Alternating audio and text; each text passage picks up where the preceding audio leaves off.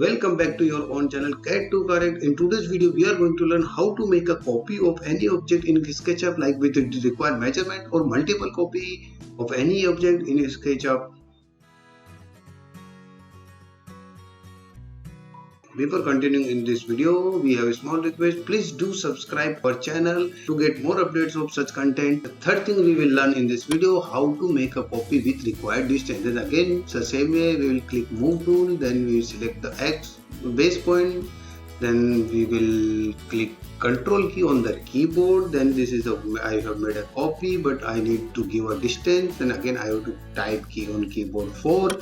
I am typing this 4 feet. I required 4 feet. Then I will press the enter. You can see this 4 feet. This object is at 4 feet. From this point to this point, the distance will be 4 feet. But I